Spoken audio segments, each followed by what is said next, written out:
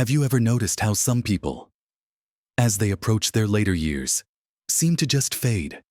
They might reach their late 70s, maybe even touch 80, but then it's as if a switch is flipped, and their vitality, their spark, begins to dim, leading to a much shorter lifespan than they perhaps deserved. It's a painful reality we see around us, isn't it? We celebrate milestones, big birthdays, but then sometimes, the journey seems to abruptly shorten. It leaves you wondering, doesn't it? What is it that truly holds so many wonderful people back from living well into their 90s, even their hundreds, with the same vibrancy they once had? It's not always the big, obvious diseases we hear so much about. There are often deeper, more surprising currents at play. Hidden reasons that subtly erode our health and shorten our potential for a long, joyful life. These aren't just about diet or exercise, though those are important. Of course, they go much deeper, into areas we often overlook entirely. In this video, we're going to pull back the curtain on 5 truly surprising reasons why so many seniors don't live past 80. We'll explore the subtle traps that can steal away precious years, and, more importantly, what we can do about them. This isn't about doom and gloom, it's about empowerment. About understanding the landscape so you can navigate it with wisdom and live your fullest life. Make sure you stay with me until the very end. Because I promise you, there's one insight that will truly surprise you and could change everything. Let's dive right into the first surprising reason, one that might not immediately jump to mind when you think about longevity, yet it's incredibly potent.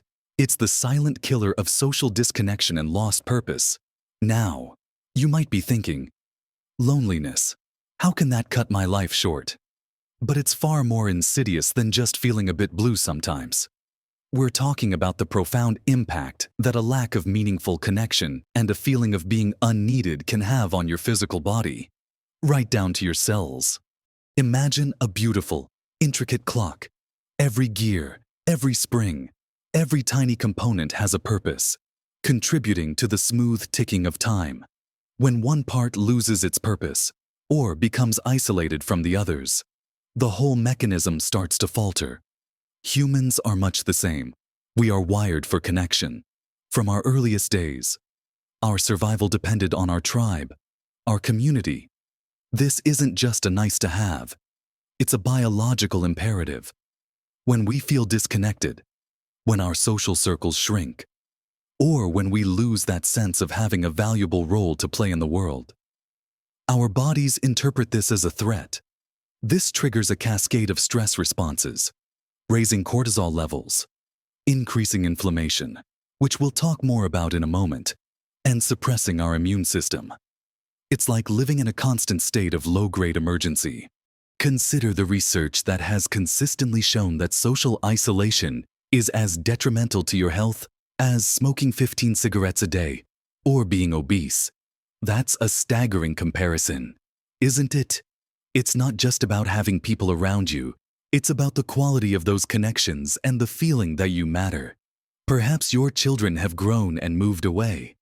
Your longtime friends are no longer as mobile. Or you've retired from a career that once gave you immense satisfaction and structure. These transitions, while natural, can inadvertently strip away the very scaffolding of purpose and connection that supports our health. So, what can we do? This isn't about suddenly becoming the life of the party if that's not your style. It's about creating intentional opportunities for genuine connection and rediscovering, or perhaps discovering for the first time, a sense of purpose beyond daily routines. Start small. Could you volunteer for a cause you care deeply about, even for just a few hours a week? Perhaps reading to children at the local library, or helping out at an animal shelter, or joining a group that shares a hobby you love, a book club, a gardening club, a walking group. These activities don't just fill time, they provide structure, a reason to get up in the morning, and the chance to meet like-minded people. Think about Edna, a lovely lady I know who felt adrift after her husband passed. Her world had shrunk to her 4 walls. But then she decided, with a little nudge from her daughter, to join a community knitting circle. At first, she was hesitant, quiet, but slowly, as she shared patterns, laughter, and stories over cups of tea, she started to bloom again. She wasn't just knitting blankets, she was weaving herself back into the fabric of life, finding new friends, and even teaching younger members intricate stitches. That sense of contribution, of being part of something, transformed her health and outlook. Another powerful way to foster purpose is through intergenerational connections. Grandparents often have a unique opportunity here. But even if you don't have grandchildren nearby, consider mentoring a younger person, sharing your wisdom and experience. There's a profound satisfaction and a deep biological benefit that comes from feeling needed and passing on what you've learned. It stimulates your mind, keeps you engaged with the present, and reminds you that your life experiences are incredibly valuable. It shifts your focus from what you've lost to what you can still contribute. And that shift is immensely powerful for longevity. The key here is active engagement. It's not enough to simply exist alongside others. It's about participating, exchanging, and contributing. Small, consistent efforts add up. It might be a weekly video call with a distant relative, a regular coffee date with a neighbor, or joining an online community focused on a shared interest. These aren't just social niceties. They are vital acts of self-preservation that feed your brain, your heart, and your very cells, helping to counter that insidious decline that isolation can bring. Now that we've explored the profound impact of connection and purpose, let's move on to our second surprising reason, one that often works silently beneath the surface, undermining our health without us even knowing. Our second surprising reason, often undetected until it's caused significant damage, is the unseen burden of chronic inflammation. You've probably heard inflammation with an injury, like a swollen ankle. That's acute, healthy inflammation, your body's quick response. But chronic, low-grade inflammation is different. It's like a tiny, smoldering fire that never quite goes out, constantly simmering in your body without pain or swelling. This chronic inflammation isn't from injury. It's often triggered by long-term stress, poor diet, lack of sleep, or even environmental toxins. Over time, this constant internal fire damages healthy tissues and organs. It's like rust slowly eating away at a car. It's a major player in nearly every age-related disease we fear: heart disease, diabetes, Alzheimer's, arthritis, even some cancers. Yet, because it's often silent, we don't address it until its effects become undeniable. You might feel tired, achy, or foggy, dismissing it as just getting older. So, how do we put out this fire? It starts with what we eat. Think vibrant, colorful whole foods, plenty of fruits, vegetables, healthy fats like olive oil, and lean proteins. Cut back on ultra-processed foods, sugary drinks, refined carbs, and unhealthy trans fats, which are major inflammation promoters. Incorporate anti-inflammatory powerhouses like turmeric, ginger, leafy greens, and berries. It's about consistent, mindful choices. Enough sleep. 7 to 9 hours of quality rest is also crucial, as sleep is when your body repairs and resets. And managing stress, as we touched on earlier, is key. Practices like meditation, deep breathing, or time in nature can significantly lower stress hormones and, in turn, inflammation. Moving seamlessly to our third, often neglected area, the profound power of gut health. Many people think of their gut purely as digestion. But your gut, particularly the trillions of microorganisms living in your intestines, your gut microbiome, profoundly impacts not just digestion, but your immune system, brain health, mood, and nutrient absorption.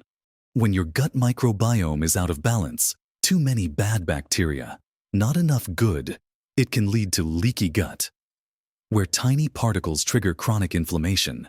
A compromised gut means your body isn't getting nutrients. Your immune system is on high alert, and there's a strong link between gut health and cognitive decline. If your gut isn't happy, your whole body, including your brain, suffers. How do we nurture a happy gut? It's simpler than you think. Focus on fiber-rich foods, whole grains, legumes, fruits, and vegetables. These feed your beneficial gut bacteria. Incorporate fermented foods like yogurt, kefir, sauerkraut, or kimchi, which contain live beneficial bacteria. Consider a good quality probiotic supplement if needed. Avoid processed foods, excess sugar, and unnecessary antibiotics. Hydration is also vital. Drinking enough water helps everything move smoothly. Think of your gut as a garden. Cultivate a diverse and thriving ecosystem. Now, let's talk about our fourth surprising reason. One many feel they've addressed, but often haven't fully grasped the subtle danger of sedentary habits. Beyond just lack of exercise, you might walk for 30 minutes, which is great. But if you then spend 10 hours sitting, that prolonged stillness can be surprisingly detrimental. It's not just about a structured workout. It's about incorporating more natural, varied movement throughout your entire day. Our bodies are designed to move, bend, stretch. Prolonged sitting, even with exercise, disrupts metabolism, affects blood sugar, weakens muscles and bones, and reduces energy. It's like your body goes into a low-power mode, slowing everything down. This constant off switch contributes to stiffness, loss of balance, and functional decline, making everyday tasks harder and increasing fall risk. Many mistakenly believe 1 hour of exercise makes up for sitting the rest of the day, but research shows it doesn't quite balance out. The solution isn't to become an athlete. It's about building movement snacks into your day. Stand and stretch during commercials. Walk while on the phone. Do gentle squats while waiting for the kettle. Take the stairs instead of the lift, even for one floor. Park a little further. Get up and walk around the house every hour. Breaking up long periods of sitting with even brief activity keeps circulation flowing, muscles active, and joints lubricated. It improves energy and reduces stiffness that can lead to immobility. Finally, for our fifth surprising reason why so many don't live past 80, it's the mental fortitude factor. Specifically, the often overlooked challenge of overcoming a fear of change and stagnation. As we get older, there's a natural tendency to seek comfort and predictability, and to resist anything that disrupts our routines. While some routine is good, rigid adherence to the familiar, avoiding new experiences, and mentally disengaging can be incredibly detrimental to our brain health and overall longevity. Our brains, like our muscles, need to be challenged to stay strong and adaptable.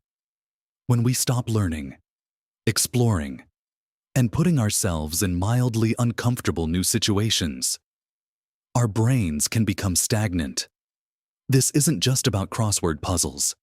It's about embracing new technologies, learning a new skill, trying a new recipe, visiting a new place, or even engaging in conversations that challenge your perspectives. The fear of mistakes, looking foolish, or the effort involved in stepping outside our comfort zone can prevent us from engaging in these vital activities. This stagnation contributes to cognitive decline and a loss of mental sharpness, impacting our ability to care for ourselves and engage with the world. So, the invitation here is to cultivate a mindset of curiosity and lifelong learning. What's something new you've always wanted to try? Could you take a beginner's class in painting, learn a few phrases in another language, or figure out how to use a new app? It doesn't have to be grand. Even a new route on your walk or a documentary on an unfamiliar topic can spark new neural pathways. Embrace that growth doesn't stop. Every new challenge, every new piece of information, every step outside your comfort zone builds a more resilient, adaptable brain and a more vibrant, engaged life. Next, we'll bring all these powerful insights together, offering a final perspective that will help you weave these threads into a rich tapestry of longevity and well-being. We've journeyed through some truly vital, yet often overlooked, aspects of living a long and vibrant life. We started by looking at how profoundly our social connections and sense of purpose impact our physical health, reminding us that feeling needed and belonging are not just emotional comforts, but biological necessities.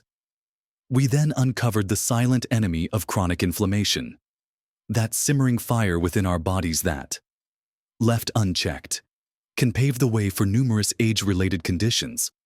We discovered the incredible power residing in our gut, understanding that a healthy gut microbiome isn't just about digestion, but is intimately linked to our immunity, mood, and even our cognitive function.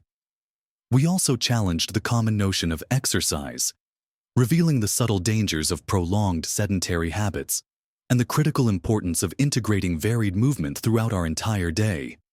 And finally, we explored the mental fortitude required to overcome the fear of change, emphasizing the essential role of lifelong learning and new experiences in keeping our brains sharp and our spirits engaged. These 5 surprising reasons: social disconnection, chronic inflammation, poor gut health, sedentary living, and mental stagnation aren't isolated issues. They are deeply interconnected, forming a complex web that either supports or undermines our journey towards a longer, healthier life. When one area is neglected, it can ripple through the others, creating a cumulative effect that slowly, almost imperceptibly, chips away at our vitality. But the beautiful truth is, when we address even one of these areas, it can have a positive cascade effect on the others. Imagine strengthening one leg of a table. It helps support the entire structure.